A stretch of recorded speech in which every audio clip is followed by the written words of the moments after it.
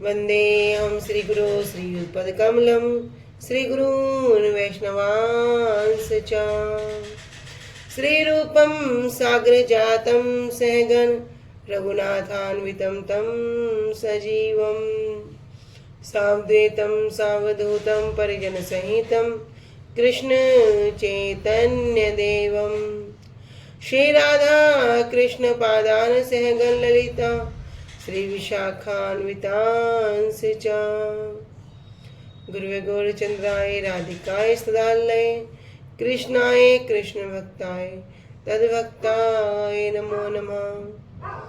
नमो विष्णुपादाय कृष्ण प्रेष्ठाय भूतले श्री श्रीमद् भक्ति वेदांत श्री श्रीधर गोस्वामी नामिने। नमो ओम गुरुदेवाय धीमते सौम्य मूर्तये श्री श्रीमद् भक्ति स्वरूप सिद्धांति प्रभवे श्री महात्मने। नमो विष्णुपादाय श्री राधिकाय प्रियात्मने श्री श्रीमद् भक्ति वेदांत श्री नारायण गोस्वामी नामिने। श्री कृष्ण लीला कथने सुदक्षम औदार्य माधुर्य गुणस्य युक्तम वरं वरेण्यं पुरुषं महान्तं नारायण त्वं शीर्षा नमामि। वाञ्छाकल्पतरुभ्यश्च कृपा सिन्धुभ्येव च पतितानां पावनेभ्यो वैष्णवेभ्यो नमो नमः। पंचतत्त्वात्मकृष्णं भक्तरूपं स्वरूपकं भक्तावतारं भक्ताख्यं नमामि भक्तशक्तिकम्। श्री कृष्ण चैतन्य प्रभु नित्यानंद श्री अद्वैत गदाधर श्रीवासादि गौर भक्त वृंदा। हरे कृष्णा कृष्णा कृष्णा हरे हरे, हरे राम राम राम हरे हरे। सर्वप्रथम मेरे आराध्यतम गुरुदेव जय विष्णुपाद अष्टोत्तर शत श्री श्रीमद् भक्ति वेदांत श्री श्रीधर गोस्वामी महाराज जी के श्री अभय चरण सरोज में अनंत कोटि दंडवत प्रणाम ज्ञापित करती हूँ। तदुपरांत मेरे परम गुरुदेव जय नित्य प्रविष्ट ओम विष्णुपाद अष्टोत्तर शत श्री श्रीमद् भक्ति श्री रूप सिद्धांति गोस्वामी महाराज जी एवं नित्य प्रविष्ट ओम विष्णुपाद अष्टोत्तर शत श्री श्रीमद् भक्ति वेदांत श्री नारायण गोस्वामी महाराज जी की अभय चरण सरोज में श्रद्धा पुष्पांजलि अर्पण करते हुए दंडवत प्रणाम ज्ञापित करती हूँ। ग्रंथकार श्री कृष्णदास कविराज गोस्वामी जी नित्यानंद प्रभु अखंड गुरु तत्व महाप्रभु समस्त परिकरों के चरणों में दंडवत प्रणाम ज्ञापित करते हूँ। उनसे अति कृपा की वांछा करती हूँ। उपस्थित वैष्णव जन भक्तवृंद सभी के चरणों में यथा योग्य दंडवत प्रणाम स्वीकार हो। सभी को हरे कृष्णा दंडवत प्रणाम। हरे कृष्णा दीदी दंडवत प्रणाम सभी को। हरे कृष्णा दंडवत प्रणाम। श्री गुरुदेव की अहेतुक कृपा से हमारा जो ग्रंथ चल रहा है वह है श्री श्री चैतन्य चैतामृत। श्री श्री चैतन्य चैतामृत ग्रंथ में हम श्रवण कर रहे हैं पेज संख्या 18 और प्यार संख्या चल रहा है हमारा 108। 108 प्यार संख्या में हमने श्रवण किया कि दीक्षा की पहले तो हमने श्रवण किया कि दीक्षा क्या है, दीक्षा शब्द का तात्पर्य क्या है। तो हमने कल श्रवण किया था कि दिव्य ज्ञानम यतो दद्यात् कुर्यात् पापस्य संशयम, कि दीक्षा क्या जिससे दिव्य ज्ञान जागृत होता है और सब प्रकार के जो पाप हैं पाप के फल हैं उनसे क्या होते हैं वे सब क्षय हो जाते हैं। तो जो तत्वदर्शी लोग हैं इसे ही दीक्षा कहकर वास्तविक रूप में वर्णन करते हैं। फिर बताया था कि जिस प्रकार कोई ब्राह्मण है अभी जब तक उसने जनेऊ धारण नहीं किया, जब तक उसकी दीक्षा नहीं हुई तब तक उसका किसी भी प्रकार का अनुष्ठान करने में कोई भी अधिकार नहीं होता। उसी प्रकार जिसने अब तक दीक्षा नहीं ली उस व्यक्ति का भी जो मंत्र देवता हैं उनकी पूजा में कोई अधिकार नहीं होता। फिर हमने अनेक अनेक प्रमाणों से श्रवण किया था, जैसे कि हमने श्रवण किया था यामल वचन से, आगम वचन से, तत्व सागर से और हरिभक्ति विलास या अगस्त्य संहिता वचन से कि जो त्रिसंध्या होती है किस किस प्रकार से हैं। हमने एक बहुत सुंदर उदाहरण श्रवण किया था कि जो दीक्षा है, दीक्षा लेना क्यों जरूरी है। तो हमने बताया था कि अभी हम सोचते हैं कि भैया जो ब्राह्मण कुल में पैदा हो गया वो ब्राह्मण है, हम सोचते हैं जो वैश्य कुल में पैदा हो गया वो वैश्य है। मतलब अब जो सोचते हैं वो इसी प्रकार का वर्णन हो गया कि जो जिस कुल में हो गया वो उसी कुल का हो गया।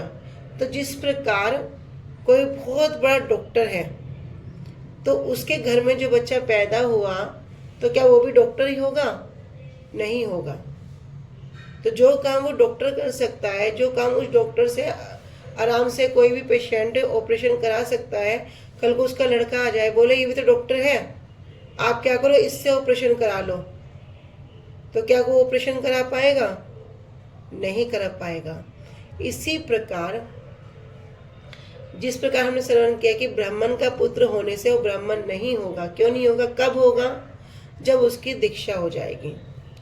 तो हमने कल एक बड़ा अच्छा श्लोक जो शास्त्रों में वर्णन है, जन्मना जायते शूद्र, ये बहुत सुंदर श्लोक है। इसको ना हमें अपने जीवन में ग्रहण करना चाहिए कि हम सोचते हैं कि हम तो इस कुल में है, हमारा बड़ा ऊंचा कुल है। ये जो अभिमान है ना, ये अभिमान को क्या करेंगे? ये शून्य कर देंगे। ये जो हमारे अंदर जो झूठा अहंकार है, मिथ्या अहंकार है, इस मिथ्या अहंकार को शून्य कर देंगे। कह रहे जन्मना जायते शूद्र, भैया जन्म से सब शूद्र हैं। तो ऊंचे कुल में पैदा होने से ये नहीं हो गया कि मैं ब्राह्मण हो गया। तो क्या करना पड़ेगा? कह रहे संस्काराद भवेद दिजो, संस्काराद से ही, अर्थात जब उसका उपनव संस्कार होता है, जनेऊ संस्कार होता है, दीक्षा होती है, तभी उसका दूसरा जन्म होता है, तभी वो ब्राह्मण होता है। फिर वो जब ब्राह्मण हो गया अब उसका वेद पढ़ने में अधिकार हो गया। कह रहे वेदे पाठात भवेद विप्रो, जब वो वेदों का अध्ययन करता है तब वो कहते हैं उसको विप्र। और ब्रह्म जानात इति ब्रह्मणा, जो ब्रह्म की जानता है वो ही ब्राह्मण है। तो अभी हमने श्रवण किया कि जो अदीक्षित व्यक्ति है उसका किसी प्रकार की सेवा में अधिकार नहीं है, और जो वो दीक्षा ग्रहण कर लेगा, चाहे वो किसी भी वर्ण में हो, किसी भी आश्रम में हो, वो क्या होगा? उसे ब्रह्मन तत्व प्राप्त हो जाएगा। कह रहे किस प्रकार हो जाएगा? कह रहे जिस प्रकार कांसे को क्या करना पड़ता है, कुछ रसायन में जब उसको डुबो के रखते हैं, वो एक विधि होती है, उस विधि का जब पालन करते हैं तो कांसा भी सोना बन जाता है। साधारण रूप में देखो कांसे की कोई इतनी वैल्यू नहीं है, लेकिन सोने की कितनी वैल्यू है? सोने की एक एक ग्राम की वैल्यू है, कांसे की कोई इतनी वैल्यू है? कह रहे नहीं। लेकिन एक रसायन ऐसा है जब उसे उसमें डुबो के रख दिया जाए, उस विधि के अनुसार उसका कार्य किया जाए, तो वो भी क्या होगा? वो सोना बन जाएगा। उसी प्रकार क्या होगा? जब दीक्षा का विधान होगा, दीक्षा के विधि विधान को समझा जाएगा, तो वो भी क्या करेगा? ब्रह्मन तत्व को प्राप्त कर लेगा, ब्रह्मणता को प्राप्त कर लेगा।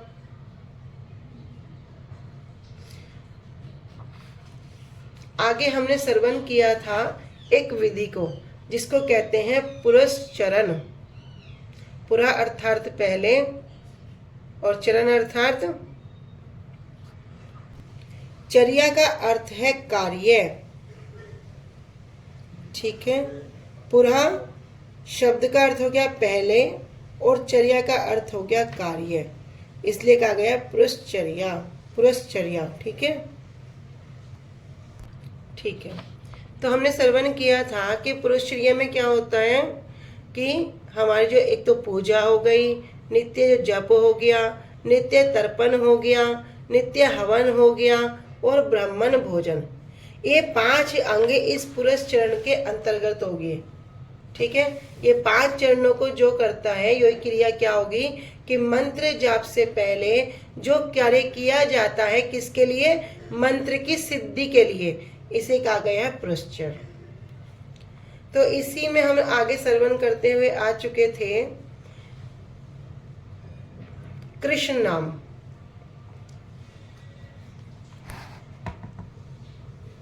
कृष्ण नाम तक हमने इसको श्रवण किया था कि देखो क्या कह रहे हैं कि श्रीमद् भागवतम में एक मत है कि जब कोई अर्चे विग्रह की पूजा करता है तो अर्चे विग्रह की जो पूजा है वो वास्तव में आवश्यक नहीं है, लेकिन उसी प्रकार जब कोई अन्य अन्य शास्त्रों के द्वारा निर्धारित आदेशों का पालन करता है तो वो क्या होता है, कह रहे भागवत का आदेश है कि अर्चे विग्रह की पूजा संपन्न किए बिना किसी भी मनुष्य को किसी अन्य भक्ति विधि से मानव जीवन को पूरी तरह सफल बना सकता है।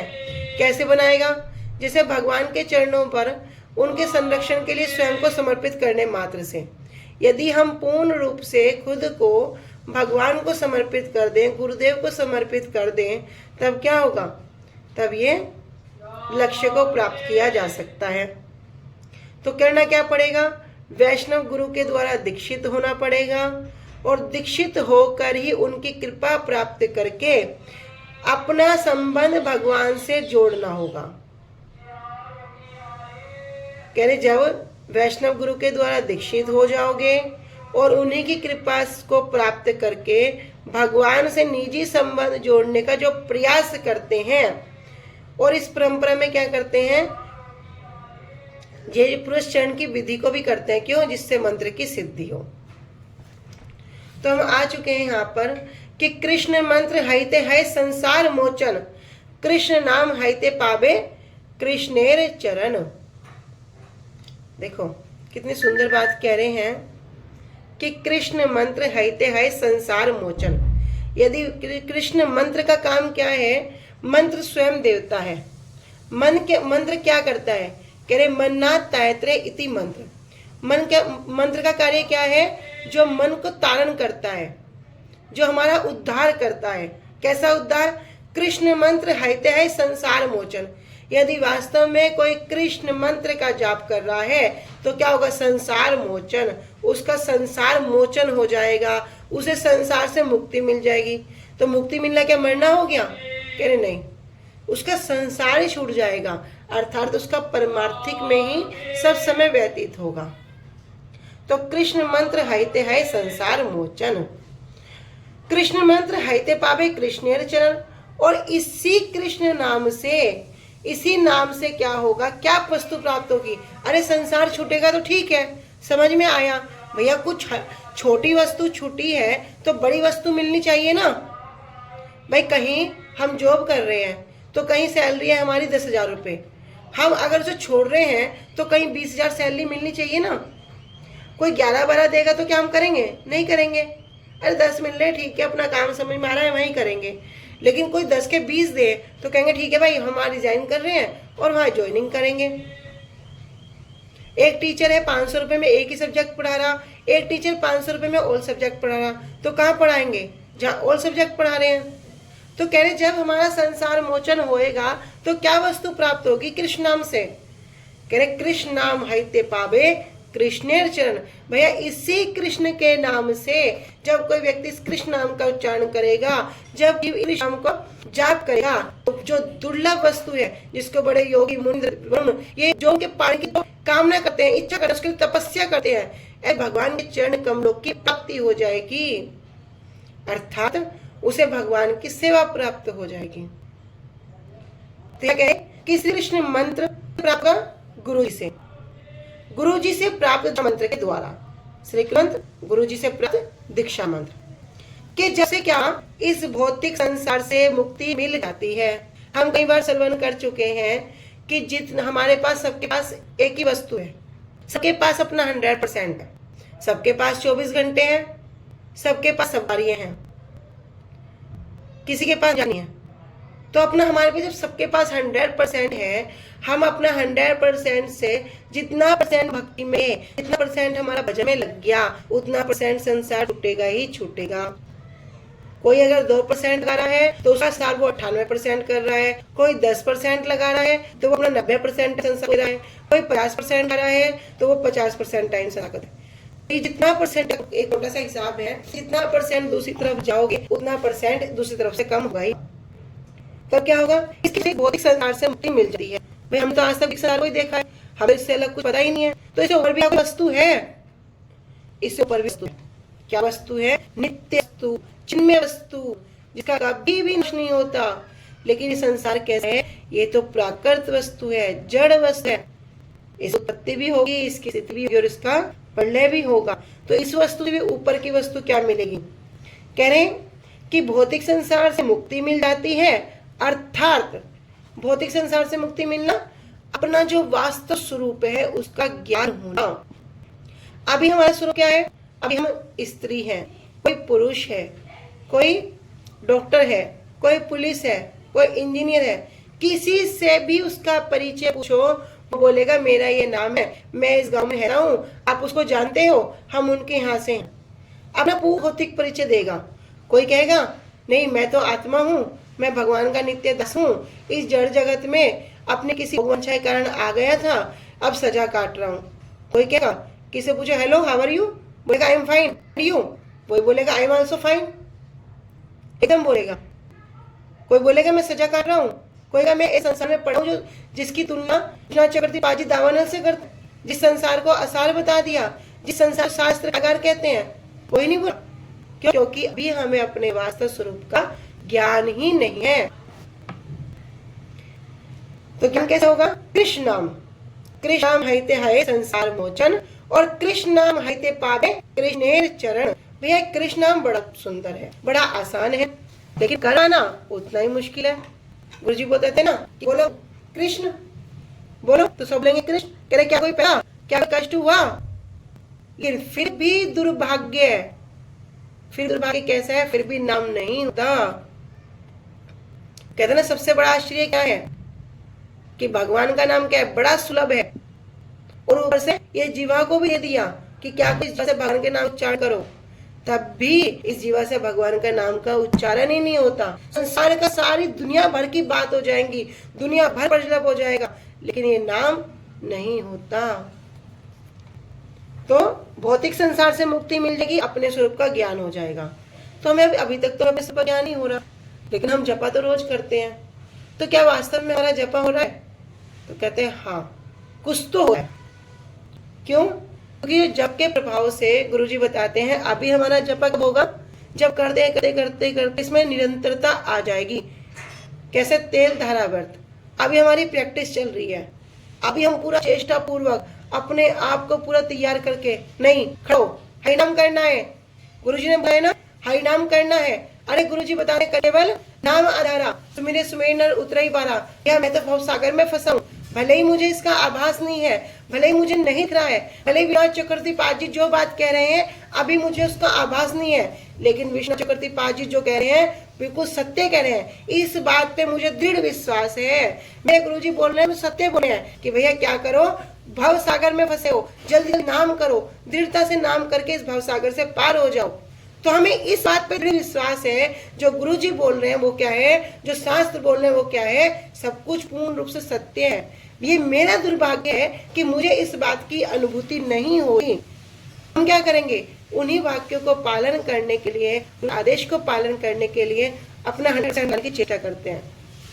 कभी कहीं चले गए, कभी कुछ दिक्कत आ गई, कभी घर में परेशानी हो गई, कभी बीमार हो गए, तो कैसा भी ना हुआ, लेकिन जैन के प्रकार मन कृष्ण निवेशिता, किसी भी प्रकार से अपने मन को कृष्ण में निवेशित करो, चेष्टा पूर्वक करो, बल पूर्वक करो, गुस्से से करो, किसी भी प्रकार करो, पर करो तो करो, क्योंकि वही वास्तव वस्तु है। तो अभी ये जो हमारा प्रोसेस चल रहा है ये क्या है? सब प्रैक्टिस है। अभी हम चेष्टा पूर्वक कर रहे हैं। अभी हमें स्वभावते नहीं हो रहा कि बस बैठ खा रहे हैं, पी रहे हैं, चल रहे हैं, पार्टी में कहीं भी है, नाम उच्चारण हो रहा है, ऐसा होता है? अभी ऐसा नहीं हो रहा। सबका किसी का होता, मेरा तो होता है, लेकिन क्या होगा? ये प्रैक्टिस करते करते करते करते करते करते ही क्या होगा? जीवन के अंतिम समय तक जब कोई इसमें निरंतरता आ जाएगी तब क्या होगा? उस समय इसकी परीक्षा होगी और इस परीक्षा पास हो गया, उसका नाम लेना क्या हो गया? सार्थक हो जाएगा। फिर वो बार बार इस लोक में उसको आना नहीं पड़ेगा। और श्री कृष्ण नाम से मुख्य फल प्रेम के द्वारा श्री कृष्ण के चरणों की सेवा प्राप्ति होता है। मुख्य फल कैसा मिल रहा? कह रहे मुख्य फल ऐसा प्राप्त हो रहा है कि उससे ऊपर तुम्हें कोई सैलरी दे ही नहीं सकता। अगर इस समय में सबसे धर्म कैलकुलेट करो कि जिसपे कैलकुलेटर भी फेल हो जाए, कह रहे ऐसी कोई सैलरी, उससे ऊपर कोई सैलरी ना हो, ऐसी सैलरी ये नाम प्राप्त कर रहा है, नाम प्रदान करता है। वो सैलरी क्या है? अरे कृष्ण प्रेम। इस कृष्ण नाम से ये जो प्रेम है, जो पंचम पुरुषार्थ है, जैसे हमारे 4 पुरुषार्थ है, क्या? धर्म, अर्थ, काम और मोक्ष, ये हमारे 4 पुरुषार्थ हैं। लेकिन जो पंचम पुरुषार्थ है, जो प्रेम है, जो श्रीमद् भागवतम का जो कहते हैं ना, इसमें किसी प्रकार का नहीं है, ये पंच पुरुषार्थ है, प्रेम है, वो क्या होगा? कृष्ण के नाम में कृष्ण से प्रेम, भगवत प्रेम की प्राप्ति हो जाएगी। कैसे होगी? ये नाम के प्रभाव से होगी। ये नाम में इतनी शक्ति है, इस नाम से ही जो सबसे उच्चतम वस्तु है, जो चरम सीमा है, जो टॉप मोस्ट लेवल है, उस प्राप्ति हो जाएगी। श्री कृष्ण से अभिन्न श्री कृष्ण नाम साक्षात महामंत्र होने के कारण किसी 5 तात्विक विधि के अनुगत नहीं है कि भगवान के नाम में और भगवान में कोई भी भेद नहीं है। जो हरे कृष्ण महामंत्र है, ये क्या है? साक्षात श्री कृष्ण है। और भगवान का नाम और कोई भेद नहीं होने के कारण इसी विधि के अनुगत भी नहीं है। के नाम की पुरुषचर्या विधि, अभी हमने समझा। पुरुषार्थ पहले, तथार्थ कार्य, जो कार्य पहले किया जाता है, कह रहे उसकी विधि की निरपेक्षता क्यों है? कह रहे मंत्र सिद्धि के लिए ही पुरस्चरण व्यवस्था है। तो आज हमने पहले भी श्रवण किया, श्री नाम महामंत्र को वैसी पुरस्चरण विधि की अपेक्षा नहीं करनी पड़ती। ये किस लिए है? जो हमारे दीक्षा मंत्र है, जो 3 संध्या करते हैं, उसके लिए ये विधि की आवश्यकता है। लेकिन यदि कोई के महामंत्र करने से पहले कोई विधि है, महामंत्र करने से पहले स्नान करो, ये करो, वो करो, आप शुद्ध हो, आप पवित्र हो, नहीं हो, इसकी कोई विधि नहीं है। आप किसी भी अवस्था में हो, किसी भी काल में हो, किसी भी पात्र हो, तो कोई पात्र हो, वो क्या कर सकता है? भगवान का महामंत्र कर सकता है। तो नाम के लिए, महामंत्र के लिए ऐसी कोई भी विधि नहीं है। सोते उठते चलते फिरते महाप्रभु ने सब छूट दे दी, क्या करो? प्रणाम करो। नित्यानंद कहते हैं एक बार कोई नाम बोल दो, मैं उसके आगे जाऊंगा। आनी प्रेमेर वन्या ब्लॉगरी, कोई एक बार मेरे प्रभु का नाम ले दे, मैं आपको बेच दूंगा। नाम के लिए कोई विधि की अपेक्षा नहीं है। एक बार नाम के उच्चारण के फल से ही जब पुरुष के द्वारा प्राप्त होने वाले सभी लोगों की प्राप्ति होती है। यदि कोई एक बार भी नाम का उच्चारण कर ले, एक बार, उसका जो फल है, उसके क्या होगी? जितनी भी हमारी शरीर के द्वारा जो प्राप्ति होती है फल की, वो सब हो जाएगी। कह रहे इसलिए श्री नाम क्यों? पुरुषचर्या की अपेक्षा नहीं है, पुरुषचरण की अपेक्षा नहीं है। ठीक है, नाम करने के लिए कोई विधि की अपेक्षा नहीं है, किंतु जो दिक्मंत्र है उनके लिए इस विधि की अपेक्षा है। एक छोटी सी कथा सुनो, नाम की महिमा। एक बार एक शिष्य रोज मंदिर जाता था कथा सुनने के लिए। जब कथा सुनने के लिए जाता था, उसको नदी पार करके जाना था। नदी पार, वहां मन में सेवा करता और कथा सुन के रात में अपने घर आ जाता। एक समय क्या हुआ, मंदिर में कथा चल रही थी और कथा में बैठे बैठे बहुत समय व्यतीत हो गया। इतना समय व्यतीत हुआ कि जो नाव चलाने वाले नाविक थे, वो भी अब वहां पर कोई है नहीं। तो वो व्यक्ति गुरुजी के पास जाके बोलता है, गुरुजी मुझे घर जाना है, लेकिन अब कोई नाविक नहीं है, मैं घर कैसे जाऊं? तो गुरु बोला, अरे क्या जाके? गुरुजी मैं यहाँ तो जाऊंगा, किंतु यहाँ रह के मुझे स्मरण नहीं हुआ। बोले क्या हुआ? गुरुजी जब मैं घर जाता हूँ ना, तो मुझे स्मरण रहता है कि मुझे सुबह मंदिर जाना है, सुबह मुझे आश्रम जाना है, मठ जाना है। मेरा मन रात भर इसी का चिंतन करता रहे। यहाँ रहने से क्या होगा? मुझे घर का चिंतन होगा। आज मैं घर नहीं गया, घर पे कैसे होगा, ये होगा, पत्नी क्या सोच रही होगी, इस प्रकार अनेक विचार होंगे, मेरे मन को कुंठित करेंगे। तो आप क्या कुछ भी ऐसा उपाय करो मैं कर जाऊँ। गुरुजी ने कहा बहुत अच्छी बात है। गुरु ने कहा ठीक है, अब कोई नाव पार करने के लिए नाविक नहीं था, तो एक पर्ची पर कुछ लिख के दिया, एक पर्ची लिख के दी और बंद करके उसको दे दिया, बंद कर लो और तुम क्या करना, नदी पकड़ लेना। कह रहे गुरुजी कैसे करूंगा? कह रहे बस तुम चले जाना। अच्छा कुछ चल के जा सकता हूँ? कह हाँ जा सकता। ठीक है, आ गया। अब जब आ गया तो उसने क्या किया, एक कदम नदी पर देखा, क्या वो डूब नहीं रहा? जब उसके इस प्रकार देखा तो दूसरा कदम रखा, तो जो पृथ्वी चल रहा उसी पर नदी पर चलने लगा। तो उसी नाम के बल से पूरी नदी पार कर ली, पूरी नदी पार कर ली। लेकिन मन में लास्ट मिनट पे जब बिल्कुल किनारे आ चुका, मैं कुछ बात, अरे गुरु क्या ले दिया इसमें कि मैं नदी पार गया। तब उसने जैसे ही खोल देखा, उसमें लिखा हुआ हरे कृष्ण कृष्ण कृष्ण हरे हरे, हरे राम राम राम हरे हरे। जब उसने वो नाम देखा तो उसको यकीन हो गया कि भैया ये नाम का प्रभाव है। लेकिन एक बात मैं और स्मरण रखनी कि गुरुजी ने बोला उसको खोल के नहीं देखना लेकिन उसने जब अंत में खोल के देखा तो वहीं पानी गिर गया वहीं गिर गया। लेकिन वो तो किनारे पहुंच चुका। ये पर नाम की महिमा है कि भैया नाम का क्या प्रभाव है, अब इसका पता ही नहीं है। अभी बार बार गुरुजी बोलते हैं कृष्ण नाम सब कुछ दे सकता है, एक कृष्ण सब कुछ कर सकता है, फिर भी अभी विश्वास नहीं होता। जब हम भगवान कृष्ण बोल रहे हैं अनंत माम ये जना परिभाषते शामिति वितनम योगक्षेमम वाम्यम, कि भैया जो अनन्य चित्त से मेरा भजन करेगा उसका योगक्षेम मैं वहन करूंगा, उसके घर पे जो नहीं हो मैं लेके दूंगा, जो होगा उसकी रक्षा करूंगा। लेकिन अभी क्या विश्वास नहीं होता है। हम के जीवा से स्पर्श में से उद्धार साधन या जीवा से उन्मुख जीवा को समझना चाहिए। हाँ, जीवा क्या करना पड़ेगा, जैसे ही नाम का स्पर्श होगा तो उसका उद्धार हो जाएगा। तो कह रहे हैं जीवा शब्द से क्या समझना चाहिए, जो जीवा सेवोन्मुख है, जो भगवान सेवा में लगी हुई है, संसार की सेवा में नहीं। सेवा नहीं है तो इसकी करो, वास्तव की करो, भगवान की करो, देव की करो, वैष्णव की करो। वास्तव में वही सा है। संसार की सेवा कितना भी कर लोगे, कितना भी संसार की सेवा कर लोगे, मुझे बताया कि सारा जीवन तुमने सबको खुश करने में लगा दिया, आज तक तुमसे खुश हो पाया? बोलो, आज तक कोई खुश हो पाया? कोई भी नहीं बोलता खुश पाया।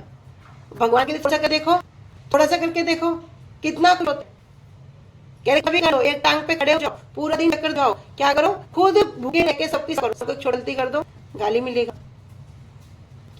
अन्यथा सांसारिक भोगन मुक्त जीवन अपराधों के विद्वान रहने के कारण उस कृष्ण नाम कभी उदित नहीं होते। सेवन मुक्त सेवा किसकी करनी है? वास्तव वस्तु की सेवा, नित्य वस्तु की सेवा करो, चिन्मय वस्तु की सेवा करो।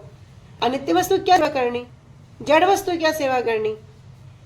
तो उसी प्रकार कह रहे हैं यहाँ जो संसारिक भोगोन्मुख है, जो भोग को प्राप्त करना चाहती है, ऐसी जीवा पर अपराध विद्यमान, ऐसी जीवा पर तो अपराध विद्यमान है।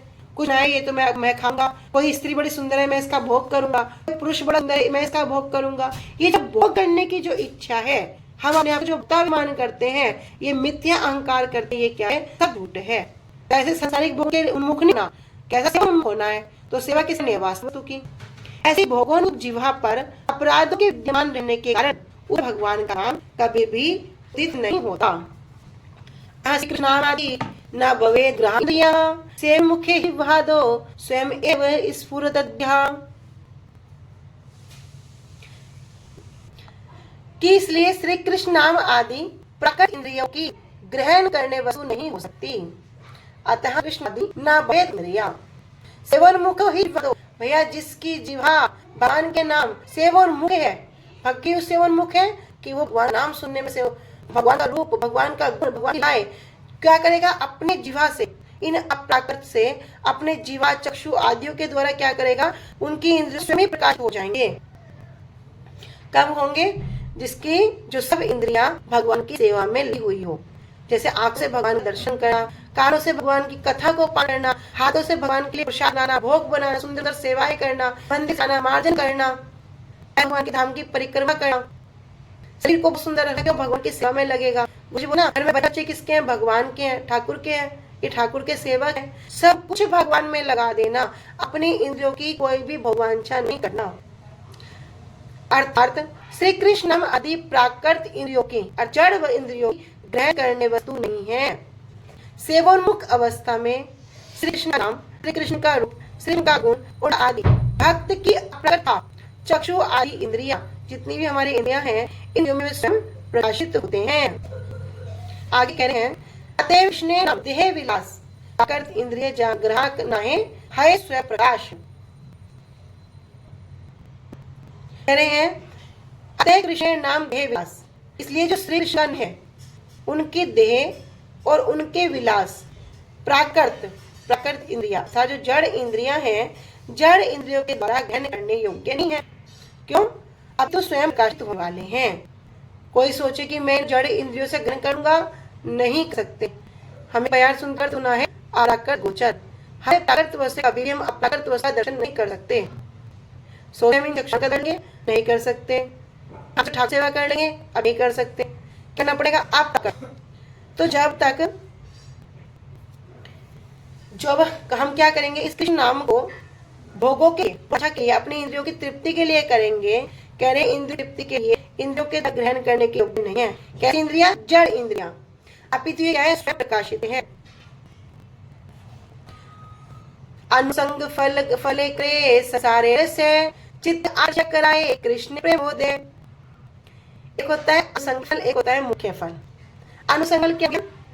जैसे हम समझते गौण और मुख्य, ऐसे अनुसंगिक हो गया गौण, कि हम मार्केट गए आलू लेने के लिए, लेकिन हमें आलू ही मिले, बाकी हम सब काम कर आए, तो वो हमारा जाना भी क्या हो गया? वेस्ट गया। लेकिन यहाँ वेस्ट नहीं है, यहाँ जाकर अनुसंग फल संसार है। यदि किसी को उसका अनुसंग अर्थात उसका थोड़ा अनुसंगिक फल से भी क्या होगा? भगवान के जप से उस भक्त का संसार बंधन कट जाएगा, अनुसंगिक फल से भी। और क्या आकर्षिया करे और उसी तरह आ जाएगा। कहाँ? कृष्ण प्रेम है, उस चीज में उसे कृष्ण प्रेम है, वो उदित हो जाएगा। हमने अभी श्रवण किया कि कृष्ण मंत्र है संसार भोजन, और कृष्ण है कृष्ण, जो कृष्ण नाम जाप करेगा, जिसके मुख से कृष्ण नाम को क्या होगा? उसका जाएगा, और उसी नाम के भाव से उसको कृष्ण जन्म की प्राप्ति हो जाएगी। तो यहाँ पे भी कह रहे हैं अनुसंग फल करे संसार से, कि श्री कृष्ण नाम से अनुसंगिक फल के क्या होगा? भक्त का संसार बंधन हट जाएगा, तब उसका चित्त श्री कृष्ण के प्रति आकर्षित होएगा, और उसके हृदय में शुद्ध तो छुपा हुआ कृष्ण प्रेम उदित हो जाएगा। गुरु जी कहते हैं ना, एक श्लोक के जैसे वर्णन करते हैं, हम सबको समझाते हैं कि जो अब यहाँ का हमें बैठा है, जो हमन उच्चार करता है, ये कोई साधारण व्यक्ति नहीं है।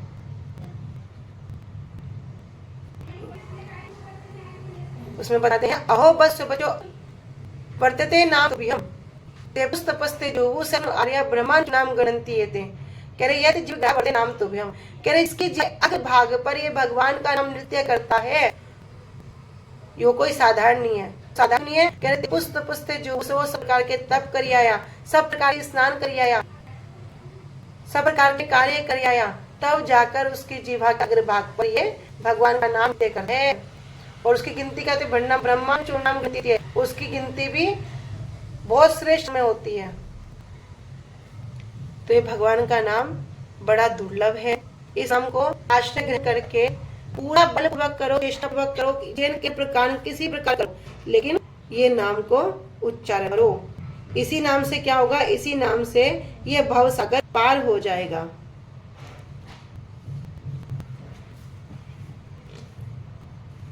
अनुसंफल हो गया, जैसे नाम का भी शुरू करना, उस नाम के प्रभाव से क्या होगा? उसका बंधन कट जाएगा, और चित्त भगवान आकर्षित हो जाएगा। फिर क्या होगा कि हृदय में जो कृष्ण प्रेम है वो उदित हो जाएगा। फिर वो क्या हो जाएगा? पागल हो जाएगा। फिर पागल कैसा? संसार के लंगे पागल हो गया, और कुछ काम मिला, ये अब हमारे से काम सुनाते हैं। क्या कथा सुनाते हैं? कह रहे नाम करने के 3 लाभ। वे 3 लाभ क्या है? 3 में भी 4 है। कहते हैं कि जब कोई भगवान का नाम लेने की सोचता ही है, अभी करना शुरू नहीं किया, तो उसके काम हो जाते हैं। क्या काम होता है? पहला, यमराज जी चित्रगुप्त से कहते हैं जाओ अपना रजिस्टर किया, और जो व्यक्ति ने सोचा है ना कि मैं भगवान का नाम लूंगा, इसका नाम अपने खाते साट दो, तो बोलते हैं किस बात कर रहे हो प्रभु? अभी उसने सोचा है, अभी भगवान का नाम लिया नहीं है, ऐसा ना लिया तो कह रहे नहीं लेगा तो अभी ये मेरा अधिकारी नहीं है, अभी ये भगवान का अधिकारी है। जो भगवान चाहेंगे वही इसको देंगे, मैं इसमें कुछ नहीं कर सकता। आप क्या करो? नाम काट दो। ब्रह्मा जी क्या करते हैं? ब्रह्मा जी आरती का थाल सजा के रखते हैं। क्यों? जब ये जीव भगवान का नाम कर रहा है ना, अब इसे सोच लिया मैं भगवान का नाम करूंगा, तो एक ब्रह्मांड के अंदर ही जो 14 लोक आते हैं, नीचे के ऊपर के मिला के, तो इसमें सबसे ऊपर का लोक है सत्य लोक, जहाँ ब्रह्मा जी का लोक है।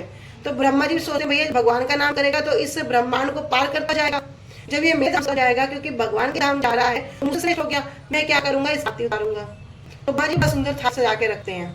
इसलिए हम कब क्या करते हैं, स्वयं श्री राधा रानी अपनी सखियों को बुलाती है कि क्या रजिस्टर लेके आओ, रजिस्टर लेके आती है। देखो ये व्यक्ति क्या करता है, ये नाम लेना सुनने वाला है, आप करो इसका नाम रजिस्टर में ला दो, तो उसके 3 नाम ये जाते हैं, अपने आप हो जाते हैं, सिर्फ सोचने मात्र ही हो जाते हैं।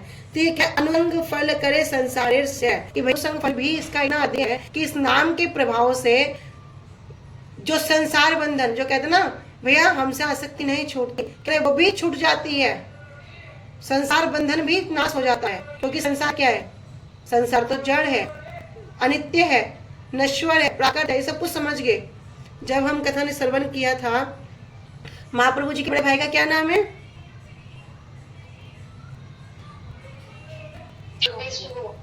हाँ विश्वरूप जी।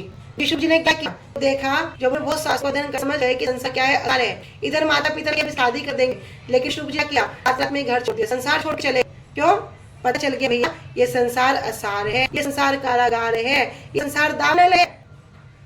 लेकिन फिर भी हम इसकी अंतिम नहीं कर रहे, अभी इस साल को बड़ा श्रेष्ठ, बड़ा अच्छा, और इस संसार में अपनी इमेज बना, मान प्रतिष्ठा आशा इसी में लगे हुए हैं। कोई हमें बोल दे, कोई हमें ये ना कह दे, कोई खुश नहीं होएगा। संसार ऐसा ही है, इसे कुछ भी करो कोई खुश नहीं होएगा। ठीक है, आज यहीं तक, आगे कल श्रवण करेंगे। वांछा कल्पतरुभ्यश्च कृपा सिंधुभ्येव च पतितानां पावनेभ्यो वैष्णवेभ्यो नमो नमः। श्री गुरुदेव की जय, अनंत कोटि वैष्णव वृंद की जय। निगौर प्रेमानंदे हरि हरि बोल। कृष्णा सभी को दत्तम।